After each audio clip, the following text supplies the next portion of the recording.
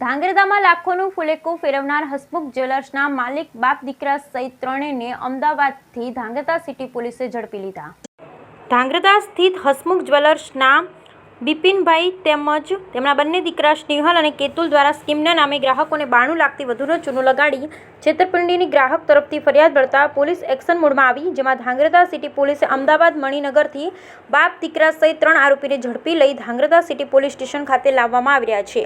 ધાંગધ્રા સ્થિત હસમુખ જ્વેલર્સના બિપિનભાઈ તેમજ તેમના બંને દીકરા સ્નેહલ અને કેતુલ દ્વારા સ્કીમના નામે ગ્રાહકોને 92 લાખથી વધુનો ચૂનો લગાડવાની છેતરપિંડીની ગ્રાહકો તરફથી ફરિયાદ મળતા પોલીસ એક્શન મોડમાં જોવા મળી હતી। લોભ નામની બલાનો શિકાર જમાનો વર્ષોથી બનતો આવ્યો છે, પણ તેમ છતાંય લોભની ચુંગલમાં આજે પણ ખૂબ જ સરળતાથી ફસાઈ જાય છે। આવું જ કંઈક ધાંગધ્રામાં હસુભાઈ જ્વેલર્સ સોનીની દુકાનોના ગ્રાહકો સાથે બન્યા। હસુભાઈ જ્વેલર્સના માલિક બિપિનભાઈ તેમના દીકરા સ્નેહલ અને કેતુલની ત્રિપુટીએ કરોડો રૂપિયાનું મામેરું ભરાવી રાતોરાત ફરાર થઈ ગયા।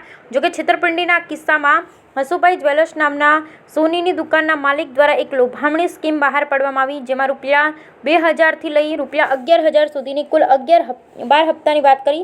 સ્કીમ મુજબ 12મો હપ્તો દુકાન માલિક બોનસ રૂપે ભરશે, તેમજ ગ્રાહક દ્વારા 70% રકમ એટલે કે 9 હપ્તા ભર્યા જાય પછી સોના ચાંદીના દાગીના દુકાનદાર દ્વારા આપવામાં આવશે। લોભામણી સ્કીમમાં હાલમાં તો 72 જેટલા ગ્રાહકોને લાખોનો ચૂનો લાગ્યો હોવાની વિગતો મળી રહી છે। ધાંગધ્રા શહેર, ગ્રામ્ય તેમજ જિલ્લાના અન્ય તાલુકામાં પણ અમુક ગ્રાહકો મિસ્ટર નટવરલાલ ત્રિપુટીનો ભોગ બન્યા હતા, જેમાં પોલીસ દ્વારા ભારતીય રિઝર્વ બેંકની પૂર્વ મંજૂરી વગર હપ્તા સ્કીમ બહાર પાડી ગ્રાહકો સાથે છેતરપિંડી આચરી અંદાજિત 92 લાખથી વધુના રૂપિયાનું ફુલેકો ફેરવવાની ફરિયાદ નોંધી ધાંગધ્રા સિટી પોલીસ એક્શનમાં આવી કામગીરી શરૂ કરી હતી, જેમાં Dhrangadhra city police PI MU Mashi, PSI Vaghela, Mangilal, Ranjitsinh, Shaileshbhai સહિત સ્ટાફને બાતમી મળતા અમદાવાદ મણિનગર વિસ્તારમાંથી આરોપી બિપિનભાઈ તેમજ તેમના બંને દીકરા સ્નેહલ અને કેતુલ સહિત 3 આરોપીને ઝડપી લેવામાં આવ્યા અને વધુ કાર્યવાહી માટે ધાંગધ્રા સિટી પોલીસ સ્ટેશન ખાતે લાવવામાં આવી રહ્યા છે। Bureau report Hitesh Rajpara, Dhrangadhra.